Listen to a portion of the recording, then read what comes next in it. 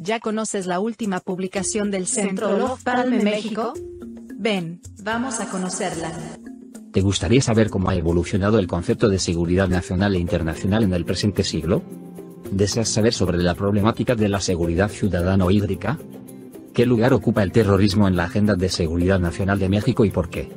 ¿Qué relación existe entre género y seguridad? ¿Entre seguridad y cultura? Las respuestas a estas y otras preguntas se encuentran en el libro colectivo La seguridad extraviada, apuntes sobre la seguridad nacional de México en el siglo XXI. Coordinado por María Cristina Rosas y con las reflexiones de Guillermo Garduño, Luis Eduardo Pérez Ortiz Cancino, Gustavo Mauricio Bastien, Héctor Frías, Alfonso Aragón, Jorge Alfonso Monjaraf, Fernanda Padilla, José Jesús Borjón, Salvador Díaz Huitrón, Tomás Martínez, Severino Cartagena y Juan Pablo Prado.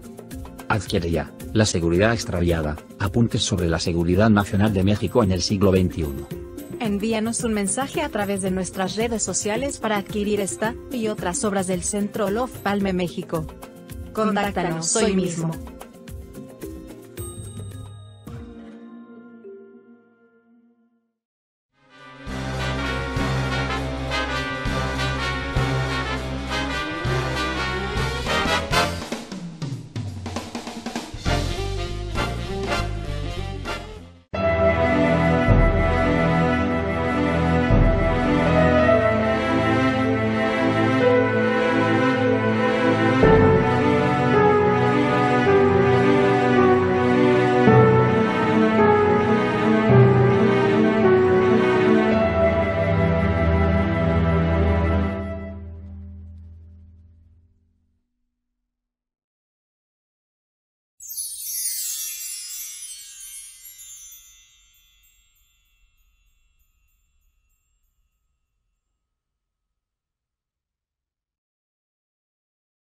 Muy buenas tardes, México. Buenas noches, Madrid, Europa. Es un gusto darles la más cordial bienvenida a una emisión más de esta serie, Una tarde con, que organiza el Centro Olof Palme México para traer a ustedes las opiniones expertas de diversas personalidades del mundo académico, político, cultural. Y el día de hoy me complace mucho darle la más cordial bienvenida al doctor Wilhelm Hofmeister, director de la oficina de la Fundación Adenauer en Madrid, para España y para Portugal. Además es un gusto reencontrarlo después de mucho tiempo, por lo menos unos 15, 16 años cuando colaboramos en diversas publicaciones. Bienvenido, Wilhelm. Un gusto tenerte con nosotros. El gusto es mío. Muy buenas tardes en México, buenas noches desde Madrid. Es un gran placer. Muchas gracias por la invitación y por la posibilidad de participar en las conversaciones de México. Claro, un gusto y además agradecemos la disposición para participar en este diálogo. Quiero presentar a nuestra audiencia algunos datos curriculares de nuestro invitado. Como comentábamos, él es director de la oficina de la Fundación Konrad Adenauer para España y Portugal. Él reside en Madrid actualmente. Él tiene este cargo desde febrero de 2016. Entre 2009 y hasta 2015 fue director del proyecto regional Diálogo Político con Asia, también de esta fundación, con sede en Singapur, donde inició varios proyectos nuevos, entre ellos la Konrad Adenauer School for Young Politicians, un proyecto de formación de jóvenes líderes políticos de Asia y un programa de diálogo entre Asia y la Unión Europea. El comienzo de las actividades de la fundación en Myanmar, Birmania y Australia, que dio inicio a la apertura de nuevas oficinas de la fundación en estos países. También entre 1999 y 2009 fue director del Centro de Estudios de la Fundación Adenauer en Río de Janeiro, Brasil, donde desarrolló un amplio programa de formación y asesoría política. Él también ha trabajado en la sede central de la Fundación en Alemania y fue subdirector del área de cooperación internacional. Representó también a la Fundación en Chile, en Santiago.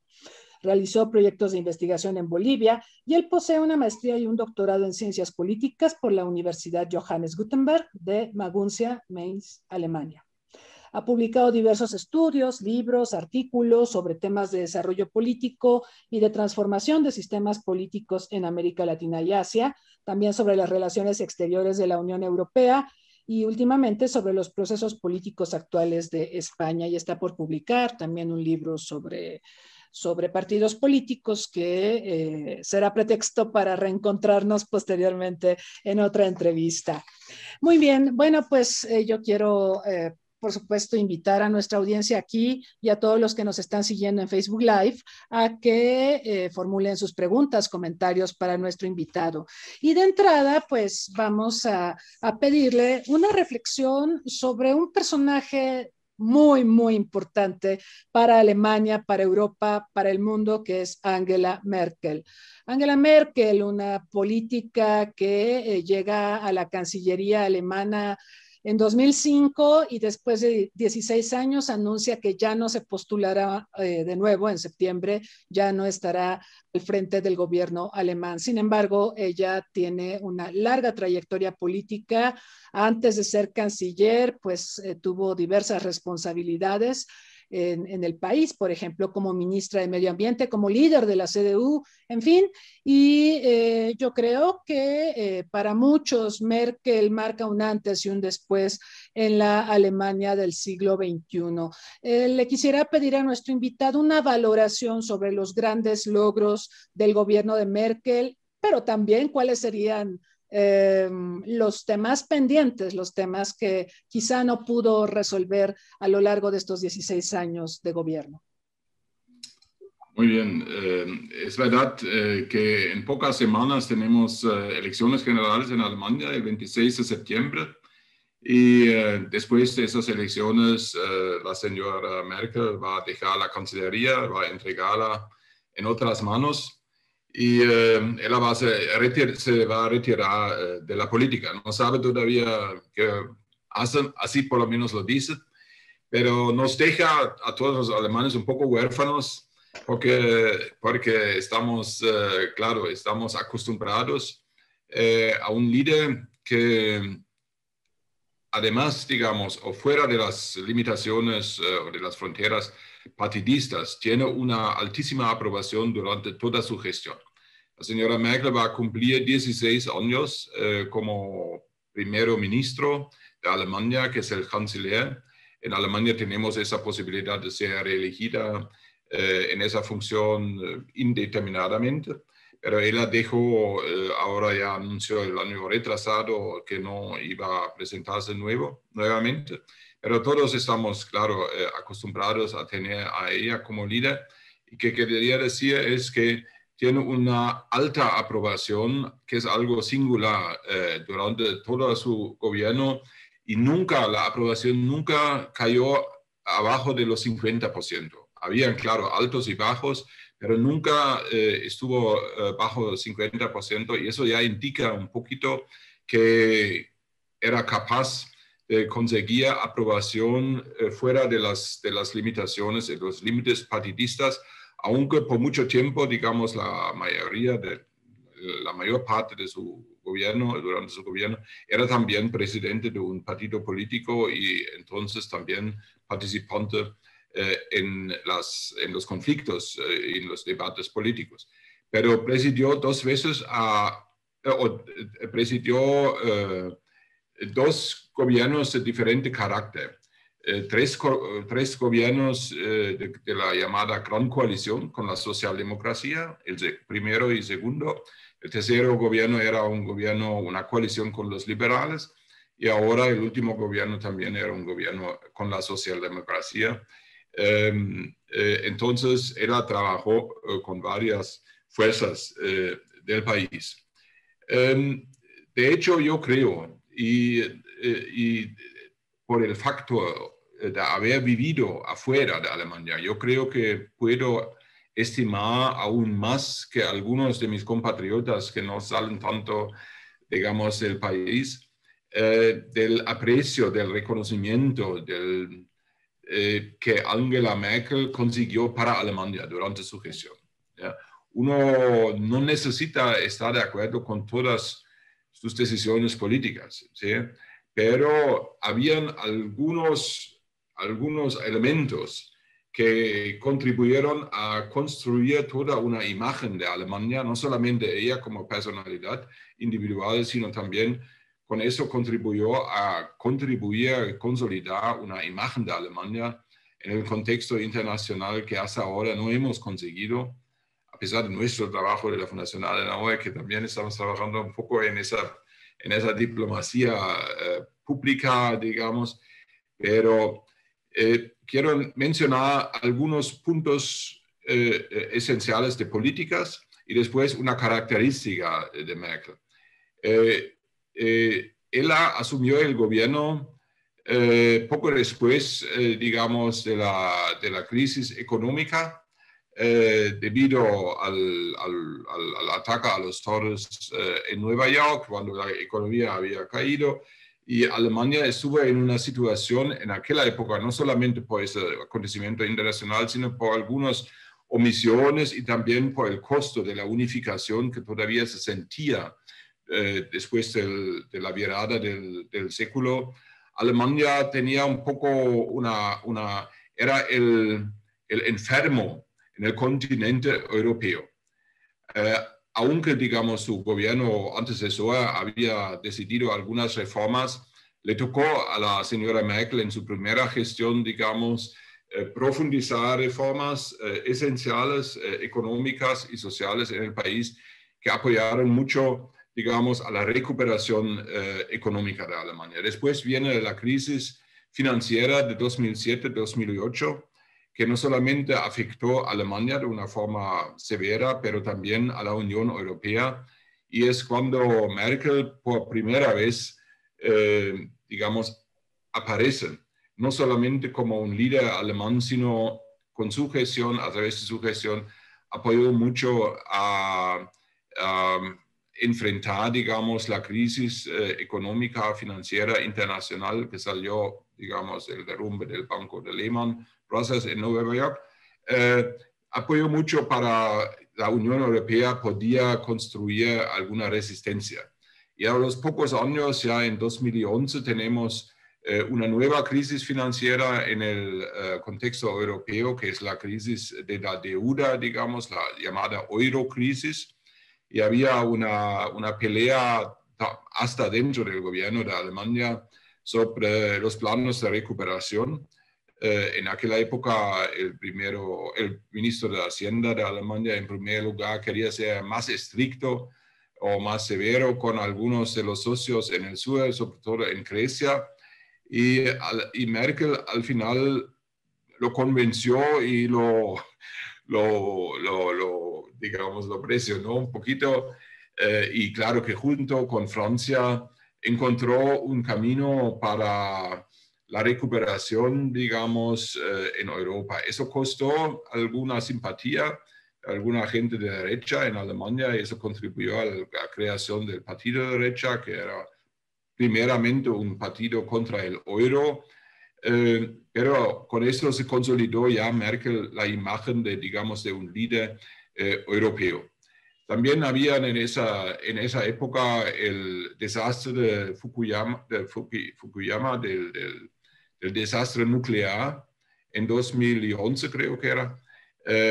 Y él tomó una decisión casi unilateral de terminar de apagar todas las plantas nucleares en Alemania y de comenzar una nueva política energética, una política también en favor del medio ambiente. Ella había sido, como ya mencionó María Cristina, ministra de Medio Ambiente antes de asumir la Cancillería, pero entonces contribuyó a que Alemania aparece como una nación, un país decidido de enfrentar los desafíos ambientales, climáticos.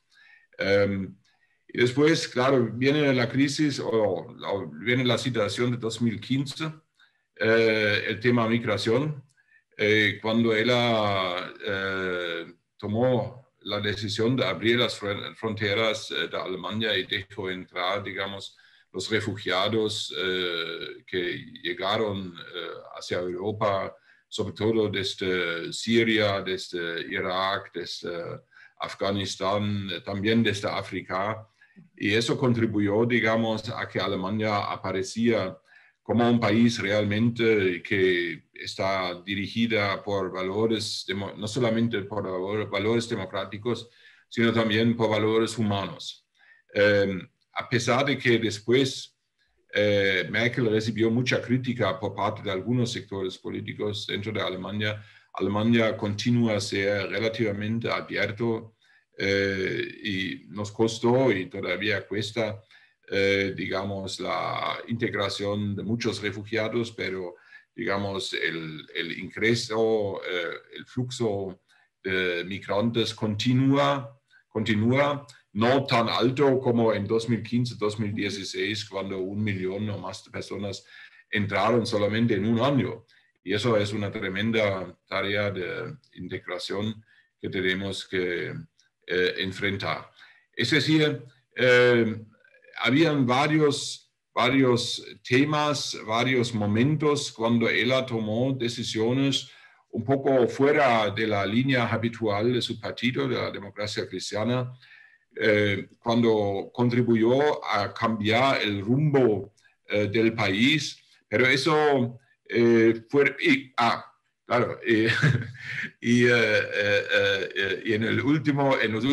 los últimos años era un albo especial de crítica por parte del presidente de Estados Unidos, Trump, que no perdió ninguna oportunidad de criticar y de molestarse con Merkel, pero Merkel también en esa época obviamente fortaleció su imagen de ser el líder, no solamente europeo, sino el líder mundial que sabía contestar de una cierta forma al presidente Trump. Es decir, son varios elementos, varios momentos que todos contribuyeron a generar esa imagen de Merkel. Y yo creo que lo que contribuyó también a eso es su personalidad, porque Merkel es una persona sencilla, digamos, muy trabajadora, muy disciplinada, con un humor especial, se dice, digamos, no aparece como una persona, digamos, Renaniado en Alemania, donde la gente tiene la fama de ser un poco más carnavalesco. Ella viene del este de Alemania, donde la gente es más seria, y ella, digamos, de carácter es serio, pero muy trabajador, digamos, y está comprometido con sus valores éticos, humanos. Yo creo que todo eso contribuyó a generar esa imagen y construir una personalidad reconocido por todo el mundo, que obviamente es muy difícil para cualquier uno que le siga ahora en la Cancillería de encontrar su camino o de encontrar su lugar. Pero así es la vida de la política y no esperamos tener una copia, pero yo creo que para nosotros ha sido un gobierno muy bueno, la situación económica excelente, digamos, la conducción de la política económica muy buena, la conducción de la política social buena, también requiere de decisiones políticas, eso es claro, digamos. Claro. Y en ese sentido, el gobierno de Merkel ha sido un gobierno bastante exitoso, la situación económica en Alemania es muy buena y por eso podíamos enfrentar las diferentes crisis. Ahora la situación en Europa con creación de un fondo de recuperación, donde Merkel nuevamente mostró su capacidad de salir de una línea antigua, porque algunos sectores de Alemania no querían permitir darle a la Unión Europea la posibilidad de endeudarse, y Merkel al final acordó nuevamente con Francia ese plano de recuperación que significa que por primera vez en su historia la Unión Europea puede endeudarse, tomar deudas para financiar los países que más necesitan, y eso también es un nuevo aspecto, un nuevo elemento, y todo eso crea esa figura quasi, podemos decir, histórica de Angela Merkel en Alemania. Y además su gestión en la pandemia, porque evidentemente la respuesta que ella preparó, todos recordamos, fue impresionante cuando aparece en televisión señalando que esta era una de las pruebas más difíciles para Alemania y para el mundo desde la Segunda Guerra Mundial, y mostró empatía y mostró un interés genuino por ayudar a resolver la crisis. Eso sin contar pues el apoyo que gestionó de parte de Alemania a diversos países, Italia, en fin, para enfrentar la crisis pandémica. Entonces, creo que ese es otro elemento adicional que de hecho coincido contigo. Nosotros sabemos que se le considera una de las mujeres o la mujer más poderosa del mundo. Eso es lo que dice la revista Forbes. Pero independientemente de eso, ella ha sido aplaudida internacionalmente por muchas de las acciones que mencionas y también obviamente por su gestión de la pandemia. Sí, bueno, en la pandemia Alemania mostró resistencia, capacidad de enfrentar. Yo creo que, claro que tenemos un sistema de salud relativamente bien desarrollado, pero lo que hay que destacar es que Merkel desde el primer momento reconoció que estamos en una situación muy crítica. Él entendió rápidamente que no es, digamos, un virus como una gripe que va a desaparecer rápidamente. Él entendió, él escuchó a los científicos, ¿ya? Él dialogó mucho con los gobernadores de los estados federados, aunque eso significaba muchas horas de diálogo, pero eso es la política, digamos, sí. Dialogar, convencer a los otros y no tomar decisiones unilaterales, por lo menos el sistema alemán no lo permite. Pero también enfrentar al público y reconocer eventuales errores o reconocer la necesidad de aprender. Y eso creó mucha credibilidad y entonces los alemanes estaban dispuestos a seguirle, ¿ya? A aceptar, digamos, ese liderazgo, a aceptar los consejos, y con todo estamos pasando más o menos, digamos, la crisis con incidencias y muertos en relación al tamaño y a la cantidad de gente en Alemania relativamente bajos, y ahora, digamos, la vacunación está también andando. Eso está bien, pero nuevamente el liderazgo político es relevante. Y en ese sentido yo creo que Merkel tiene mucha capacidad de monitorear diferentes opiniones, escuchar y después decidir y comunicar la decisión y encontrar aceptación del público. Ese tema del liderazgo es muy importante porque acá, por ejemplo, en América Latina frecuentemente hablamos de lo grave que es la falta de liderazgo para gestionar las actividades públicas, para enfrentar, por ejemplo, la pandemia. Tú lo sabes, en América Latina pues estamos muy divididos, sin estrategia de salida, cada país hace lo que puede, pero sí se observa incluso a nivel mundial un problema de liderazgo. Los grandes líderes pues ya no están con nosotros. Merkel es excepcional. Yo creo que para la fortuna de Alemania también el que ella sea científica, ella es química de profesión, es muy bueno, ¿no? En una pandemia tener a alguien así en el gobierno, ¿no? Sí, sí. Yo creo que en cuanto al liderazgo, yo creo que hay líderes, pero no hay liderazgo. Exacto, ¿ya? No es lo mismo. Ese es un poco, los líderes deben tener diferentes capacidades. Yo creo que Merkel tiene muchas de ellas. Tienen que tener, digamos, conocimiento técnico. Tienen que saber cómo funcionan sus propios sistemas políticos. Digamos, estamos observando que en Brasil el presidente Bolsonaro está tomando algunas decisiones y no sabe qué funciones, qué responsabilidades tienen los gobernadores de los estados. ¿Ya? Entonces, no se puede gobernar contra los gobernadores o contra el sistema político. ¿Ya? Entonces, tiene que saber y por eso tiene que juntarse y hablar. Entonces, el líder tiene que saber, tener capacidad técnica para entender lo que los académicos en ese momento le escriben, digamos, le presentan como crisis. No puede negar, no puede decir, bueno, la crisis, la pandemia es esa, yo recomiendo una píldora, no sé qué, locura, sino hay que escuchar, hay que saber cómo funcionan las cosas, hay que tener la capacidad de moderación y sobre todo tener un hilo conductor moral y ético que ayuda mucho, digamos, en el momento de tomar las decisiones. Y yo creo que esa es una característica que Merkel tiene, digamos, y ha mostrado. Sí, es verdad, hay líderes, pero no hay liderazgo. Y me acuerdo mucho de todos los desplantes de Donald Trump hacia ella, incluso un encuentro muy famoso donde estaban sentados los dos y la prensa les decía, dense la mano, y él no le daba la mano, ¿no? Despectivo y misógino como es este hombre, ¿no? Terrible, terrible.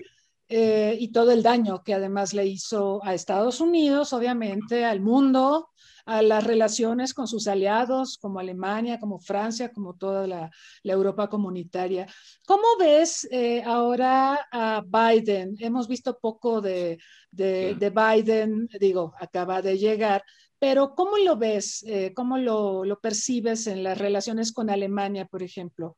Bueno, en Alemania hay mucha esperanza que ese problema, digamos, la destrucción de las relaciones atlánticas, la destrucción casi consciente, casi voluntaria de Donald Trump, sí. Poco a poco puede ser convertido en una nueva forma de cooperación. No va a ser tan fácil porque, digamos, también la nueva administración norteamericana tiene algunos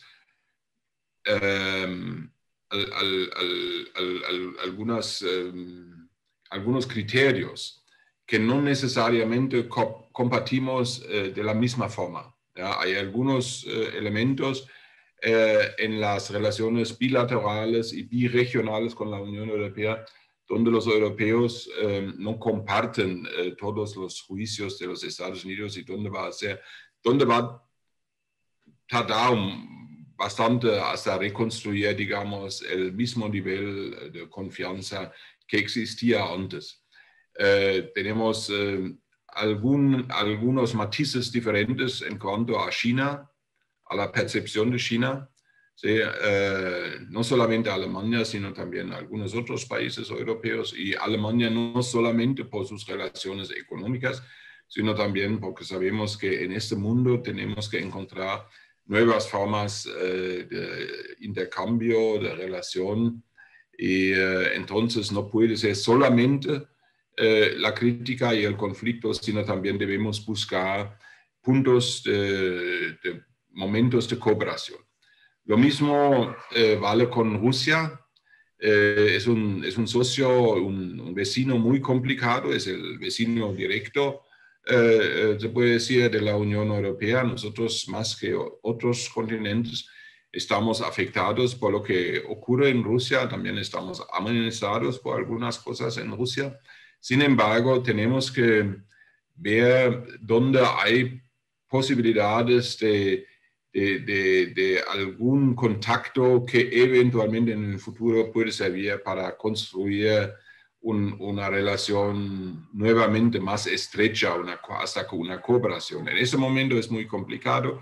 El régimen ruso ahora es una dictadura abiertamente. En los últimos meses, en las últimas semanas, digamos, los ataques contra periodistas, contra jornalistas, contra organizaciones de la sociedad civil lo hacen muy difícil. Sin embargo, tenemos que ver y tenemos que es decir, y ahí el gobierno de Biden parece ser un poco más estricto todavía. Sí. En cuanto a la OTAN, ya hay una nueva tranquilidad, para decirlo así, es decir, un nuevo nivel de cooperación.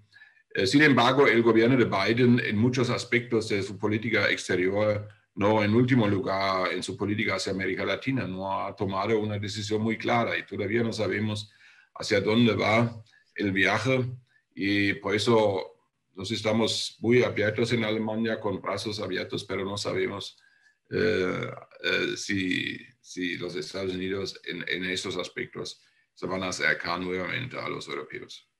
Sí, yo creo que algo que hemos aprendido es que es más fácil destruir que construir. Y lo que destruyó Trump, pues implica un trabajo formidable de rehacer, reposicionar, reconstruir, que es un trabajo tremendo el que tiene que hacer Biden y Blinken y todo su equipo, ¿no? Es difícil.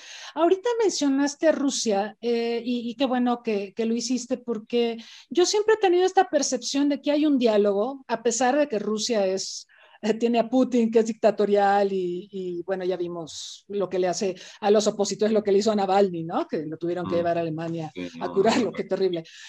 Pero yo tengo esta impresión de que, bueno, Putin habla alemán, Merkel habla ruso, de que ellos sí tienen un cierto nivel de diálogo que no estoy segura que quien suceda a Merkel pudiera desarrollar con Putin. No estoy diciendo, por supuesto, que Alemania tiene gran influencia en Putin, pero sí pienso que Putin escucha a Merkel, pero me gustaría conocer tu opinión. Sí, no, seguramente. Escucha a Merkel, ya la amenazó. Hay esa foto horrible, porque ella no les gusta los perros y entonces en uno de los encuentros hace unos años de repente aparece un perro gigante y eso era para amenazar, digamos. Eso no se hace. No. Ni se hace ni entre jefes de gobierno ni entre personas comunes. Es decir, Putin es una personalidad complicada. Sí. A pesar de eso, Merkel sabe que en el mundo entero ella tenía relaciones con personalidades complicadas y no debía perder la postura. Y tenemos tantos temas con Rusia. Tenemos la Ucrania, tenemos las relaciones bilaterales, tenemos las relaciones con la Unión Europea, tenemos la ciberseguridad, tenemos la seguridad como tal, tenemos los ataques a personas individuales también en el terreno alemán, donde ya han matado por lo menos una persona. Tenemos la actuación de Rusia en Libia, en Siria. Es decir, hay muchos temas donde Europa y Alemania necesitan un diálogo con Rusia. Bueno, eso no se publica, entonces yo no sé cuántas veces Merkel y Putin están hablando por teléfono. Seguramente el hecho que ella habla ruso y el alemán facilita mucho la comunicación. Sí. ¿Ya? Sin embargo, y ella también muestra, contra mucha crítica, ella muestra una disponibilidad, digamos, de mantener algunos lazos intactos con Rusia. Eso es esa famosa pipeline Nord Stream que los americanos critican tanto, que Ucrania está criticando, que los poloneses están criticando y que encuentra mucha crítica también en algunos sectores de la política europea. Sin embargo, ella mantiene esa, tal vez como una indicación a Rusia. Estamos dispuestos, pero es muy difícil, es un socio muy complicado, es más complicado que hace 10 o 20 años. Sí, sí, es verdad, No, muy complicado. Creo que nos falta analizar China. ¿Cómo van las relaciones con China y qué percepciones hay en Alemania sobre China y la gestión de Merkel sobre China? ¿Cómo lo ves? Yeah. Bueno, en primer lugar, las relaciones de Alemania con China son buenas, hasta muy buenas. Las relaciones económicas son excelentes, han aumentado mucho durante las últimas décadas. Ya sabemos que China está activa hoy en día en todo el mundo, también mucho en América Latina, pero las empresas alemanas desde muy temprano, digamos, comenzaron a invertir en China y hoy en día tienen una posición bastante favorable en el mercado chino. Sin embargo, eso no significa que los chinos no dejaron de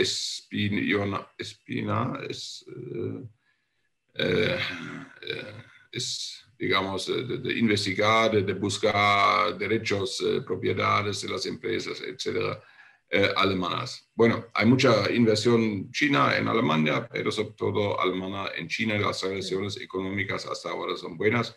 Y Merkel tiene una relación, trabajó para construir una relación, digamos, estrecha con las autoridades chinas. Estuvo muchas veces en China, yo creo que por lo menos una vez al año.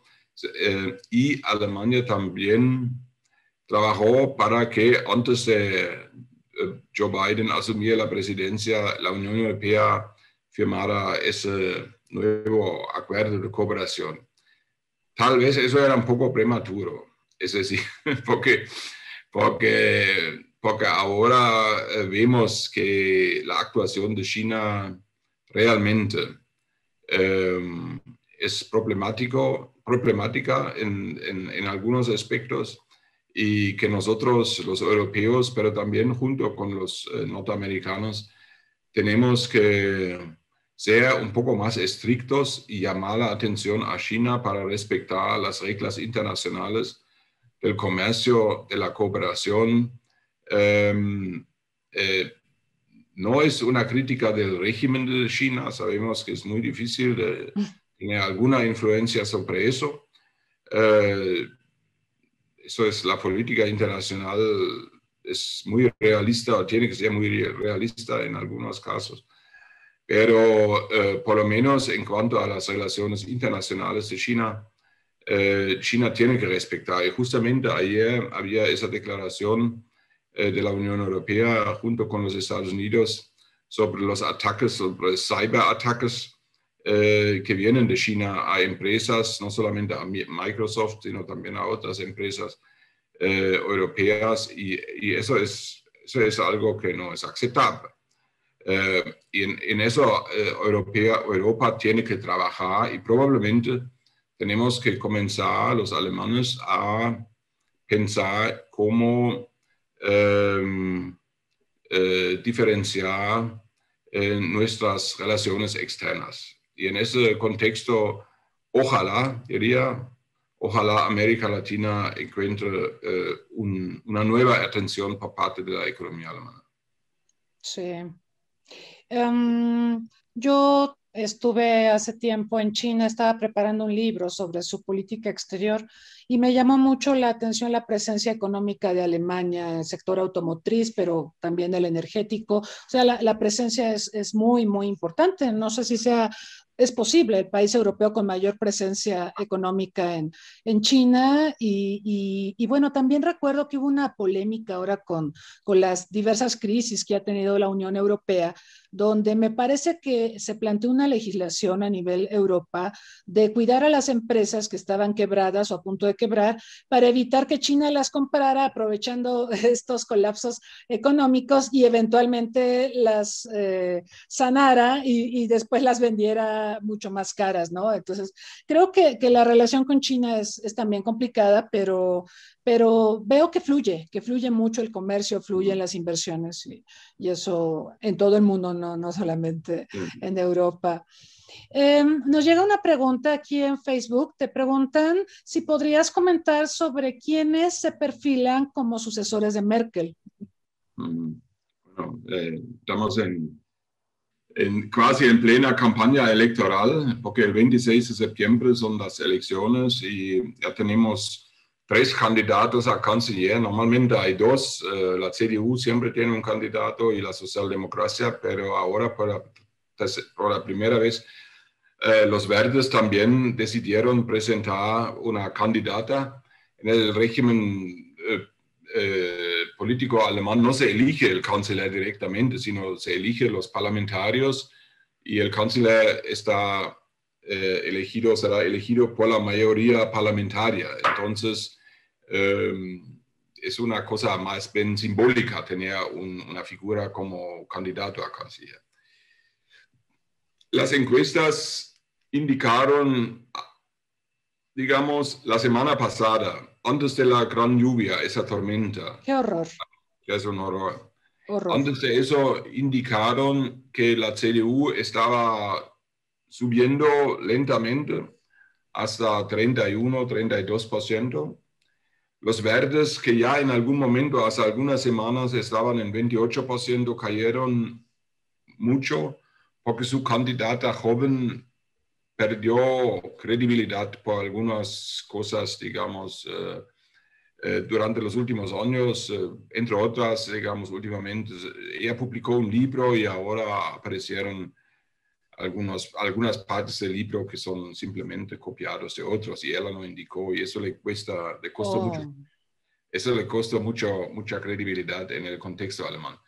Y la socialdemocracia con 15%, 16%, el candidato de ellos es el actual ministro de Hacienda, y él siempre dice que todavía puede ganar las elecciones. Cada político que está en una campaña electoral va a decir eso, pero es poco probable, digamos. Sí.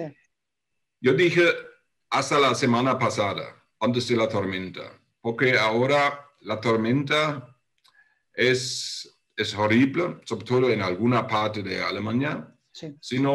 Pero habían casi 180, hasta ahora 180, 190 muertos y todavía se buscan muchas personas. Y ahora el discurso público se concentra mucho en la política climática.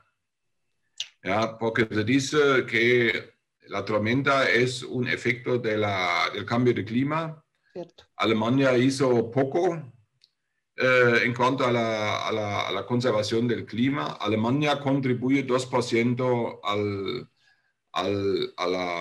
problema climático internacional, digamos. La contribución a la polución de Alemania es 2%. Es decir, aunque Alemania llegue a cero emisión, digamos, eso no va a cambiar el clima, y no podemos llegar a cero, digamos, con todas las medidas llegamos a 1.5 o algo así.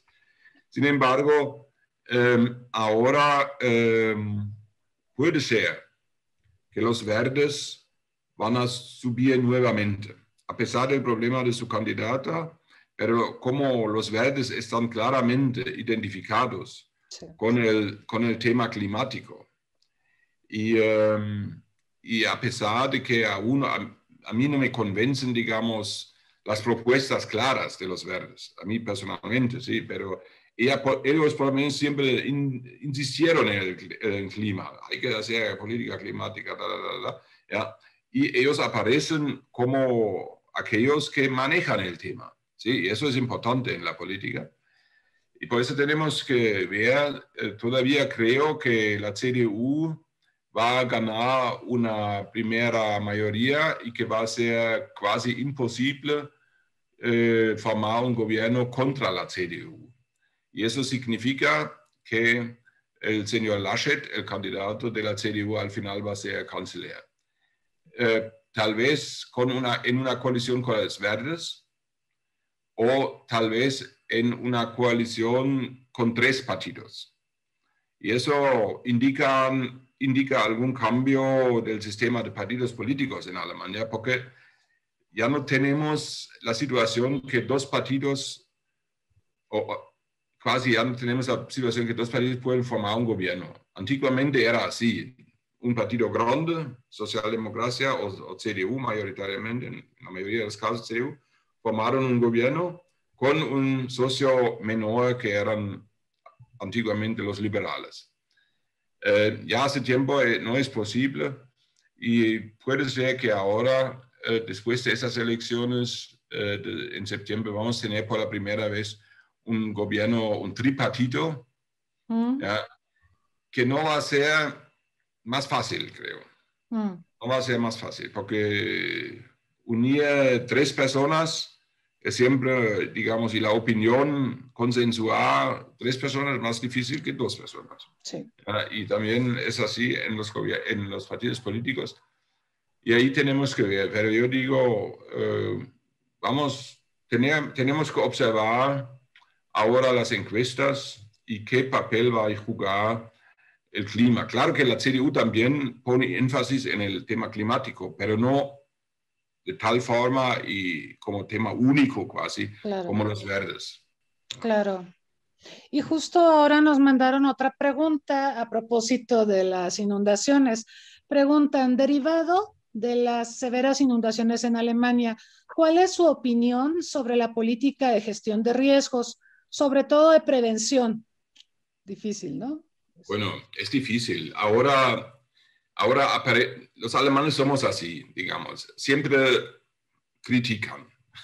El derecho, es el sano derecho en Está bien. la Claro. democracia. Está bien, digamos. Sí. Hace algunas semanas Alemania era el campeón de reclamaciones sobre la política de pandemia. ¿Ya? A pesar de que, digamos, la gestión en general no era tan mala en Claro. comparación con la mayoría de los otros países, digamos, muchos reclamaron. Y ahora hay esas reclamaciones sobre las políticas de riesgo. Yo creo que sinceramente no era previsible. Digamos, el daño que se hacía. A veces ya habían inundaciones. En algunas regiones están acostumbrados a tener inundaciones cada año. ¿Ya? Y bueno, pero esta vez las lluvias eran tan fuertes como nunca antes y tan rápidamente como nunca antes. Entonces, mucha gente no, y también las autoridades no lo sabían. Normalmente tenemos una infraestructura buena para rescate, para prevención, tenemos bomberos muchos, tenemos el servicio técnico que está ayudando en todo el mundo. Cuando hay catástrofe en todo el mundo, digamos, Alemania manda su servicio técnico afuera para ayudar. Es decir, tenemos esas cosas, pero tal vez en la comunicación interna, en algunos aspectos, claramente tenemos que mejorar ahora. Sí, en el futuro vamos a tener nuevamente ese tipo de cosas. Bien, sí, sí, sí. La situación ambiental va a empeorar, yo creo, en todo el mundo, entonces vamos a tener que diseñar más estrategias de prevención y de adaptación y mitigación, ¿no? Que es lo que nos han marcado Naciones Unidas y los expertos. Sobre América Latina, efectivamente creo que hay mucho que conversar, no tenemos tanto tiempo desafortunadamente, pero te quiero preguntar, ¿qué tan importante ha sido América Latina durante la gestión de Merkel? Porque vaya, nosotros cuando pensamos en Europa y América Latina, pensamos en España, normalmente España y Portugal, por los lazos históricos, en fin, y pensamos que a través de España y Portugal es que podemos gestionar parte de nuestra relación con la Unión Europea. Sin embargo, Alemania es el músculo económico de la integración europea y tiene negocios y tiene inversiones muy importantes en América Latina. Entonces, ¿tú cómo calificas la relación que se ha desarrollado entre Alemania y América Latina durante la era de Merkel? Bueno, yo creo que para ser sincero se puede decir que no era en suma un gran momento en las relaciones bilaterales, porque América Latina perdió mucha atención por parte de la economía, de la industria alemana en las relaciones comerciales. América Latina hoy en día son 3% más o menos del comercio de Alemania, que es muy poco, porque Alemania, de hecho, invirtió mucho en China, tiene, claro, el primer focus está en Europa, tradicionalmente, Estados Unidos, China. Entonces, América Latina perdió relativamente peso durante los últimos años. Merkel estuvo pocas veces en América Latina. Cuando yo trabajaba en Brasil, ella estuvo ya, la encontré en Brasil. En aquella época, eso al inicio de creo que 2008, algo así debe haber sido. Pero no estuvo muy inclinado al continente, eso se puede decir. Y a veces el líder político ya puede, digamos, puede tirar, digamos, las compañías, movilizar las compañías. En ese sentido, su gestión no ha sido muy decisivo para aumentar las relaciones. Sin embargo, yo veo ahora en la industria alemana un nuevo interés en América Latina. Todavía no se puede decir si eso va a ser muy fuerte, si eso va a andar, porque América Latina, como sabes, por las situaciones internas, por algunas crisis políticas, por el carácter de algunos gobernadores, es un socio complicado.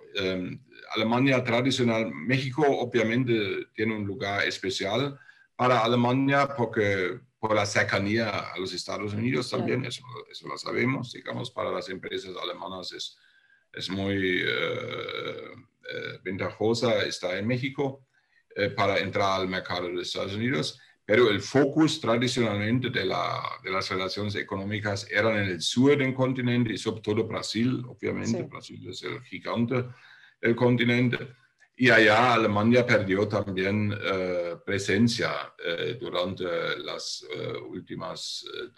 los últimos tiempos.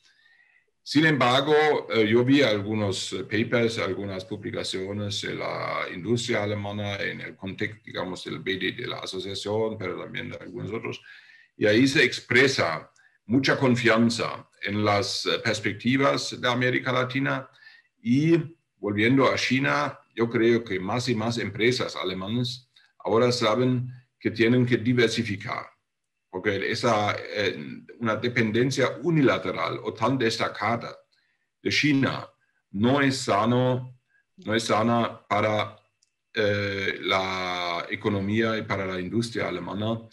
Y en ese sentido, digamos, comienzan a mirar nuevamente hacia América Latina.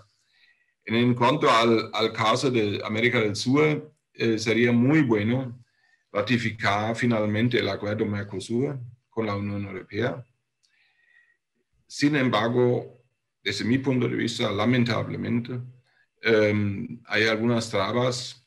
Ya se pensaba hace 2 años que ahora, finalmente, después de 1999, cuando comenzaron las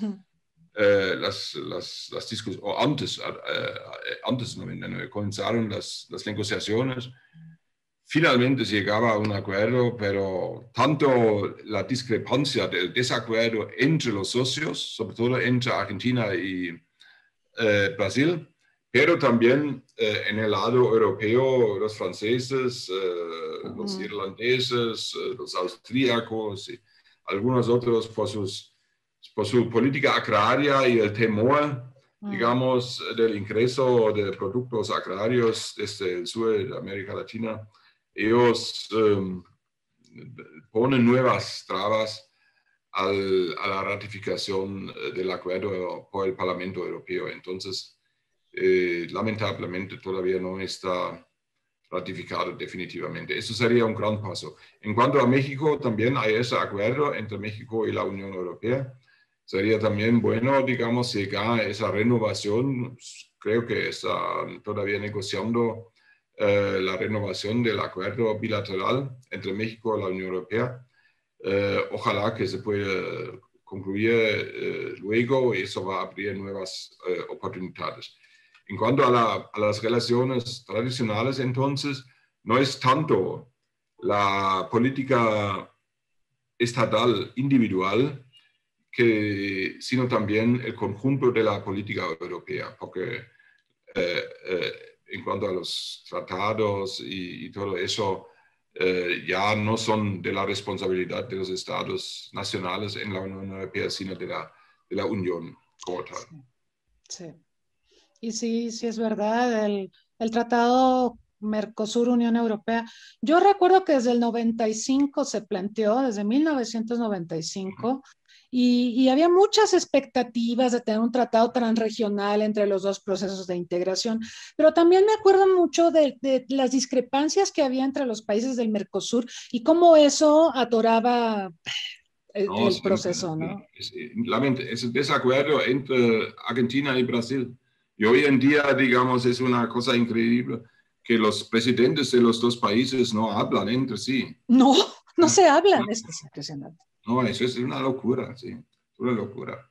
Ahí se necesita, digamos, un sentido de Estado. Fuera del sentido personal, sino un sentido de Estado llamaría a esos dos países de buscar el máximo de cooperación. Es cierto. Hace algunas semanas entrevisté en este mismo espacio al expresidente Sanguinetti de Uruguay y él deploraba que hemos llegado a un punto donde todos son insultos personales o alusiones personales, ¿no? Y recordábamos, por ejemplo, que el Mercosur acaba de cumplir 30 años y Fernández se peleó con Uruguay, con la calle, y le dijo que no sabía que los miembros de Mercosur eran un lastre para Uruguay, cuando Uruguay lo que quería pues es flexibilidad para negociar con otros socios, ¿no? Yo creo que Uruguay está en lo correcto, pero todo el mundo se pelea. Me acuerdo antes cuando Fernández tomó posesión, Bolsonaro dijo, yo no voy a ir a la toma de posesión, los argentinos se equivocaron al votar por Fernández. O sea, son puros pleitos personales y coincido contigo, así no, tenemos que ser más de Estado, menos personales, menos personalistas. Y eso produce un gran daño de imagen de América Latina hacia Europa. Y entonces los que toman decisiones políticas y económicas dicen, bueno, ¿qué vamos a hacer con esos países donde ni los presidentes tienen confianza en sus vecinos? Porque nosotros debemos tener confianza para invertir y todo eso. Claro. Es un problema de América Latina. Y ahora la situación está complicada. Digo, Perú ya finalmente ya tenemos presidente definido, ¿sí? Después de una crisis política postelectoral horrible.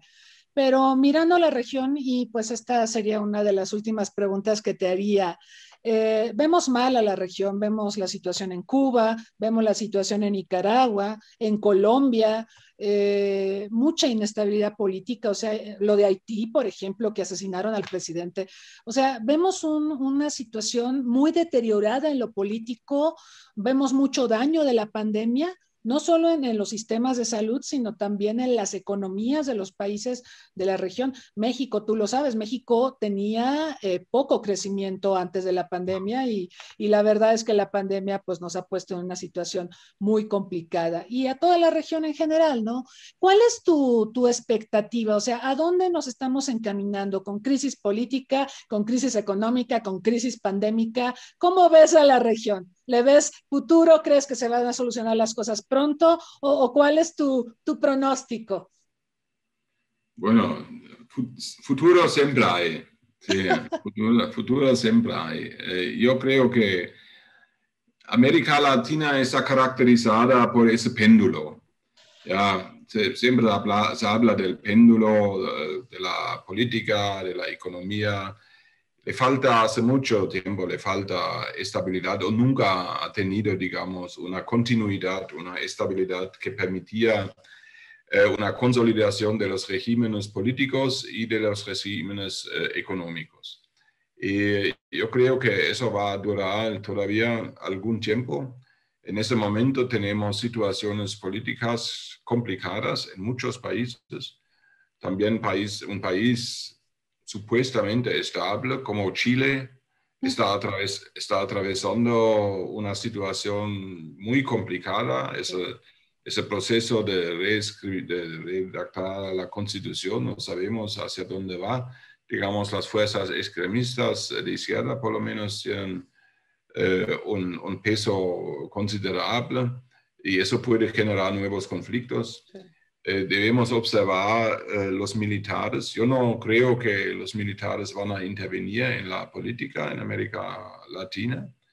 Sin embargo, también tenemos que observar que en algunos lugares los militares son llamados por políticos irresponsables de actuar fuera de su responsabilidad normal, que es la defensa de las fronteras. Digamos, nadie ataca las fronteras estatales, digamos, salvo en el caso de Venezuela, Colombia, hay algunos problemas fronterizos, pero en el resto no. Es decir, los militares deben a lo mejor quedar en sus carteles y las otras fuerzas de seguridad, la policía, tiene que trabajar con los gobiernos electos para la seguridad de la gente, y la policía también tiene que trabajar en un espíritu democrático. ¿Ya? Es decir, en lo político hay problemas. De repente en América Latina surgen nuevas personalidades que pueden hacer cosas buenas. ¿Ya? También eso lo hemos visto. ¿Ya? La gente, digamos, la gente se cansa de algunos, elige los extremos y después dice, ok, eso tampoco era el caso, ahora debemos buscar un camino céntrico. Y yo creo que América Latina tiene la capacidad de volver a un desarrollo del centro político. Eso sería muy bueno. Yo soy muy en favor, digamos, del centro político, de buscar hacer política en base del sentido común de la gente. Yo creo que la gente, desde mi punto de vista, la gente tiene razón. La gente en su mayoría es moderada, tiene posiciones moderadas, tiene un sentido común y quiere que los políticos también, digamos, encuentren esas posiciones y representan esas posiciones. Lamentablemente, algunos partidos y políticos creen que con gritos y posiciones extremistas pueden ser más, pueden llamar la atención, pero eso es malo. Digamos, yo creo que un gobierno de sentido común lo haría muy bien para los países latinoamericanos. Sí, sentido común. Difícil también, porque sí hay sentido común, pero lograr llegar a ese punto, yo creo que se llega a ese punto cuando te vas a los extremos y sale mal ir a la izquierda, sale mal ir a la derecha, entonces cuando dices, claro, vamos a buscar efectivamente algo. Son exhaustos, entonces vuelven al centro. Claro, sí, es como pendular, es cierto. Bueno, lamentablemente se nos termina el tiempo. Yo te quisiera pedir una reflexión final en términos de cuál dirías, tú habiendo estado tanto tiempo en Brasil, Brasil se parece mucho a México, es diferente, pero es similar en problemas, en infraestructura, en pobreza, en marginación, en distribución de la riqueza. Somos parecidos, pero somos diferentes, y hay quien dice que si México y Brasil se entendieran, tal vez la suerte de América Latina sería otra, pero al margen de eso, tu experiencia en Brasil de tantos años, tomando en cuenta eso, ¿cuál dirías que es el gran desafío que enfrenta América Latina en el momento actual? Yo creo que la tradicional cuestión social pesa mucho en América Latina. Esa crispación o esa división social está detrás de muchos conflictos. Y los políticos no son capaces de resolver. Algunos quieren, pero con los instrumentos errados. ¿Ya? Como ahora el nuevo presidente de Perú, ¿ya? Con un enfoque radical que no va a llevar a nada. ¿Sí? Pero yo creo que América Latina tiene que trabajar mucho más seriamente para cerrar esa brecha social en sus países, dentro de sus países. Y yo creo que una vez logrado eso, ahí vamos a tener la posibilidad de resolver otros problemas. Bien. Y la CEPAL lo dice todo el tiempo, dice que somos la región más desigual. Entonces, es muy posible que esta desigualdad sea el problema de base que explica otro montón de problemas que enfrentamos, y posiblemente si atendemos la desigual distribución de la riqueza, la desigual distribución y apropiación de la riqueza, que son cosas diferentes. No solamente la distribución, sino también son las políticas sociales, digamos, Sí, son muchas cosas. sí. Porque eso no es solamente la distribución, es también la política de educación. Sí. ¿Ya? Tú puedes tener países desiguales, pero si trabajas, si mantienes abierto o abres los sistemas de educación y trabajas para tener una calidad de educación, ¿ya? Entonces eso ya ayuda mucho. Los sistemas de pensiones, ¿ya? Digamos, en Chile, eso es uno de los problemas. Cuando yo vivía en Chile, en los últimos años de Pinochet, había esa privatización de las pensiones, los AFP, les fue muy bien. Eso es claro, eso para mí era previsible. En el momento cuando tienes mucha gente joven pagando en el sistema, todo el mundo dice, oh, qué maravilla, el sistema está bien. Ahora que los chilenos son un poco más viejos y mucha gente más quiere retirar sus fondos, ¿ya? Ahora descubren que las pensiones son mínimas, digamos, producen pobreza.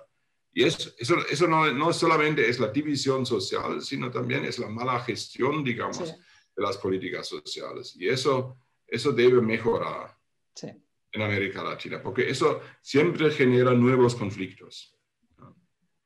Es cierto. Y fíjate ahora con la pandemia, ¿cuánta gente ha retirado sus pensiones, no? Ahí se viene una crisis brutal. Claro, ¿no? En Chile también, yo vi que en Chile, por ejemplo, abrieron la posibilidad de la gente retirar, digamos, alguna parte de las pensiones. Ya, en 20 años, cuando se retiran, cuando se jubilan, no tienen nada. ¿Qué van a hacer? O sea, van a morir de hambre, sí. Sí. No puede ser. Chile tiene un fondo estatal de cobre y todo eso, digamos.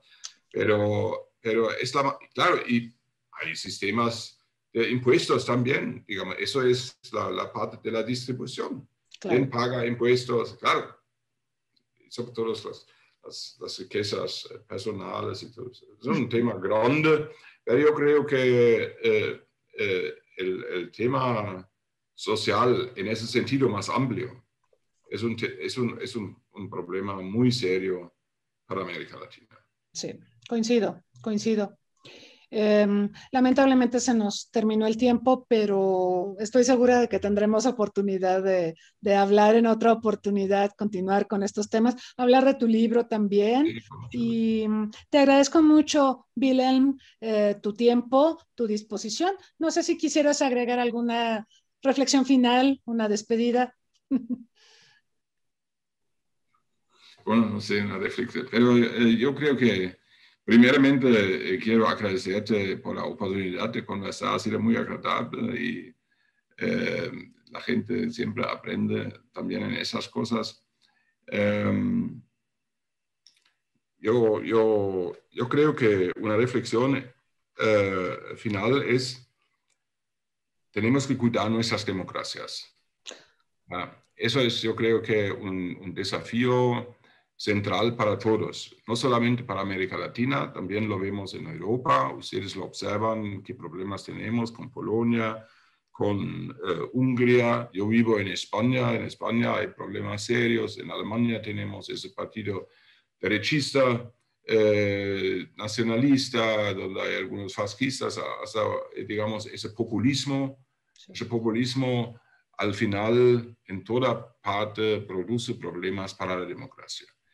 Yo creo que con todas sus debilidades, la democracia continúa a ser el sistema político mejor para resolver los demás problemas, ¿ya? Y por eso tenemos que, en primer lugar, cuidar de nuestras democracias y a partir de eso construir sociedades más justas, más equilibradas, socialmente más avanzadas, y ahí podemos caminar.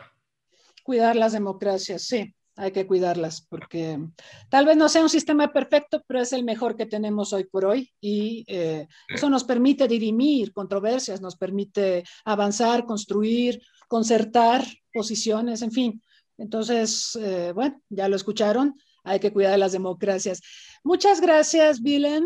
Gracias a todos los que nos han acompañado aquí en Zoom y en Facebook Live. Los invitamos este jueves. Vamos a tener la última sesión de nuestra serie de seminarios virtuales sobre COVID-19 y la gestión de crisis en un mundo complejo. Y vamos a hablar de la geopolítica y del COVID, cómo el COVID ha impactado en la reconfiguración política del mundo. Y también los invitamos dentro de 15 días en nuestra acostumbrada plática, entrevista de una tarde con. Vamos a tener programa doble. Nos va a acompañar Peter Wallenstein de la Universidad de Uppsala, un connotado especialista en estudios para la paz, solución de conflictos, sanciones, multilateralismo, paz, desarme. Lo tendremos aquí a la 1:00 y a las 5:00 vamos a tener al primer astronauta ecuatoriano, a Ronnie Nader, que nos hablará también de todos los desafíos en materia de seguridad espacial a los que nos estamos enfrentando. Les agradecemos el favor de su atención. Denos un like en redes sociales si así lo desean. Y muchas gracias y hasta pronto.